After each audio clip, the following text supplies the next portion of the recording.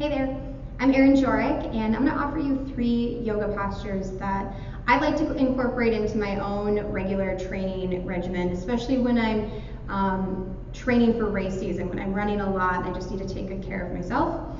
So you might want a strap. In lieu of a strap, you can definitely use a towel instead, at least for the last posture I'm going to offer you. But first, giving the feet a little TLC. The feet work really hard, especially if you're a runner. So first, it has a terrible name, but it's broken toe pose. You'll curl your toes under and sit your hips back onto your heels and your calves. So it's just opening up the bottoms of your feet. Now this can be a little intense, especially if you have a history of any like fascia issue in the feet. So just know that you can always take some pressure off by going 1 foot at a time and just kind of switching back and forth. You're working towards 10, 15 breaths, just really helping the foot open up a little bit. And then the second posture I'm going to offer is it's a quadricep stretch. So just opening up the front line of the leg, getting deep into the hip flexors. It tends to be a really tight area for runners and athletes in general. So it'll be a variation on runner's lunge or lizard pose. You'll step your right foot forward, step your left foot way back, so you're in this kind of wide, lungy position.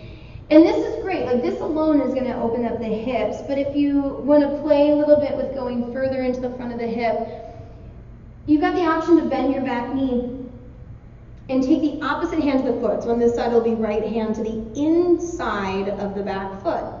And then with the grip of the foot, you'll actually turn your chest toward the floor, right ribs down toward the floor.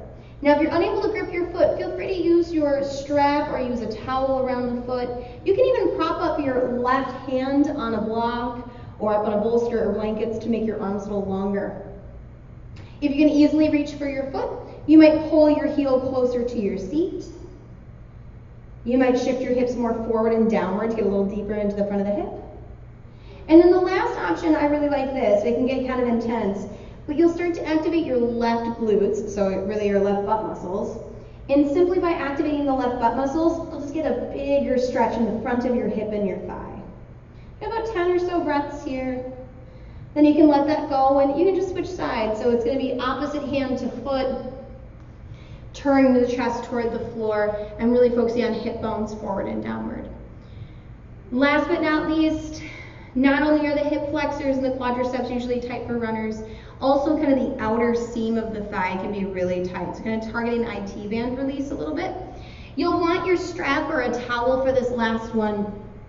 It'll be a variation on reclined hand to foot pose. You'll lie back, lift your right leg to the ceiling, left leg long. Take the middle of your strap or your towel around the ball mound of your right foot, just below the base of your toes. Now with this variation, you'll take both sides of the strap into your opposite hands. It'll be left hand around the strap. And just slowly cross your right leg over your body. So it's going to go beyond the midline of your body. Once your right buttock starts to lift off the floor, you're just going to pause and try and keep the buttock all the way down. Right? So the pelvis is relatively level to the floor here. With your leg at that slight angle, you'll pull down on the strap. Kick out through your right heel at that angle, and you might start to feel a little intensity, maybe close to the knee or close up to the hip, just finding those attachment points of the IT band.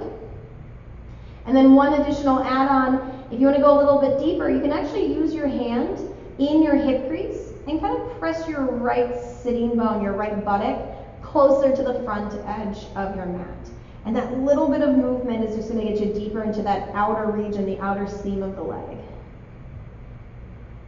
About 5, 10, maybe 15 breaths hanging out here on the one side, and then you'll switch sides. I've noticed that with time, the more that I run, the more that I kind of work my body physically, the more it's important to take the time to recover and stretch and work on kind of finding that length and mobility of the body. So give it a shot, and I would love to hear if you try it out, if it works for you. Thanks.